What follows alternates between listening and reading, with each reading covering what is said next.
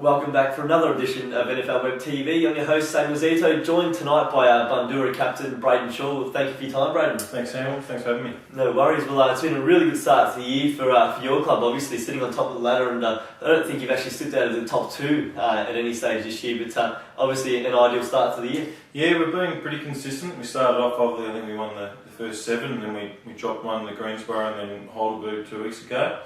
So that's been part of our game this year, just being consistent, and hopefully if we can stay on top and finish on top, it'll be very nice. But we keep going along the way we're going. Yeah, hopefully that's where we finish. Well, obviously, the top in the spot 2 is what each club probably aspires for at the start of the year. But did you think going into this year you were actually a chance to actually finish amongst the top 2? Obviously, finishing 4th last year and winning those 2 finals. We knew we had to do something over the off season, and that was recruit a couple of pretty good players, and we ended up doing that with getting Cam and Gaz and Matty Dennis and a couple of other guys as well, so they have definitely helped. And before the start of the year, we had put our sights on definitely finishing in the top 3 position. But the boys have been going really well. We can't complain so far. So.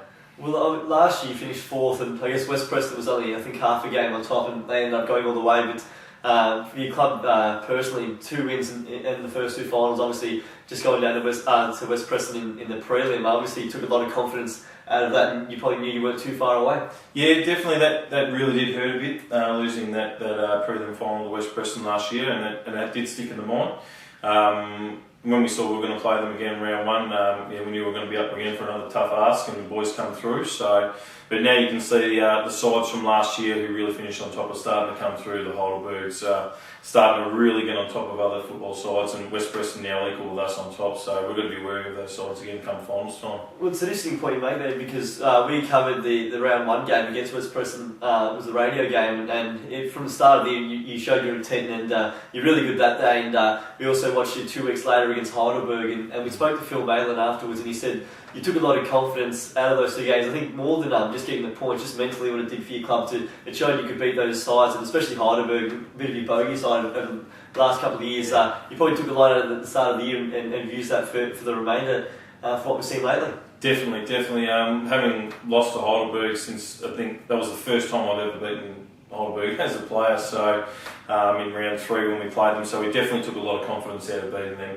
And again, out of the round 1 against West Preston, it showed we can mix it with the best, and beating last year's premiers couldn't be asked for a better start. So it's going to be very interesting come the end of the year. Again, I see guys out at the 8 being Montmorency who are starting to pick up their game again now. So those old foes are starting to come back to haunt us a little bit here. Well, it is a really even competition this year, which probably makes the start even more impressive, the way you've been able to beat some of those sides. I guess you mentioned before the recruits you got in, and you obviously went out in a pretty aggressive recruiting drive in the off season. You landed obviously Cameron Cloak and Gary Moorcroft, who have been unbelievable so far this year. But 2 of the other guys who probably aren't mentioned as often, Matty Dennis, who you said before, and also Andrew Camucciano, they've obviously been in some pretty good form as well. But what impact have those 4 boys had on the club so far this year? Well, Cam and Gaz. Cam actually came to me and asked if he wanted to have a chat to the club, which I thought was fantastic. It showed he was pretty keen.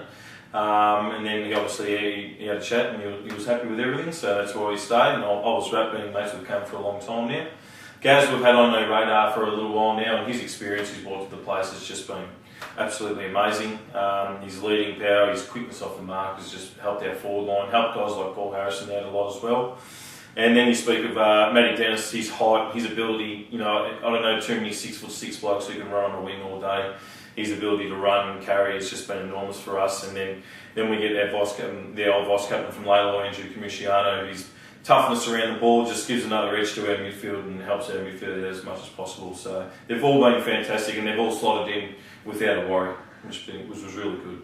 And you also said before about the size, I guess, outside the top 5 starting to push, and we know Mont and Heidelberg in recent years have been pretty dominant forces, particularly the Tigers. You played them 2 weeks ago and they actually got you second time around.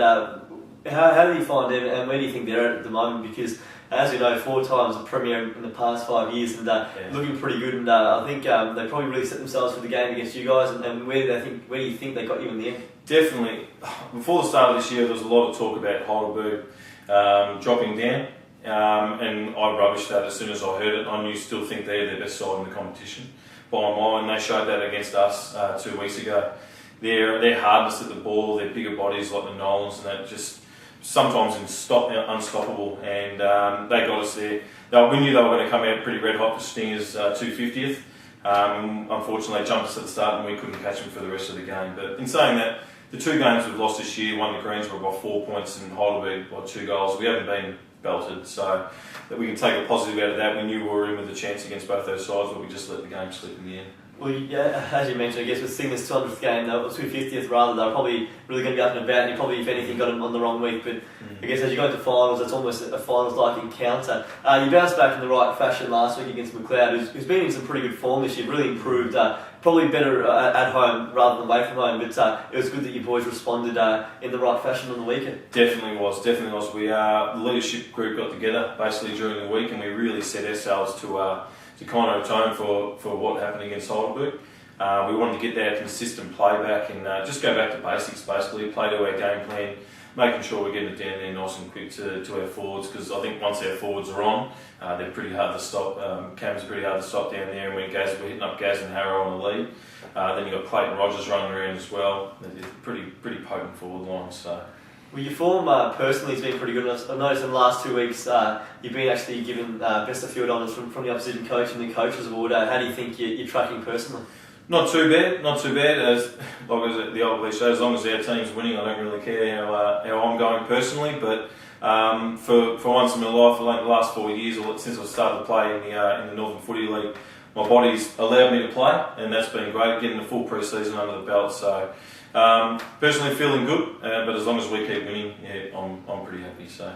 Well, you come from a pretty famous household with the Shaw name. Just going back in your time at Collingwood, obviously drafted a couple of years back, and you didn't get a senior game. But what experience did you take from the years you had on the Collingwood list? Look, I had a great time there with obviously my cousins Heath and West were down there at the time. We're obviously still very close. Learned some valuable lessons about, I think I should have probably worked a little bit harder when I was down there. I thought it was going to happen, and obviously it didn't, and obviously a few injuries cooled me a little bit, but listen, I had a fantastic time, and watching people like Nathan Buckley, Paul Curia, Brody Holland, guys like that, how hard they train, how hard they work to be able to make it, you gain some valuable knowledge about how they go about the game.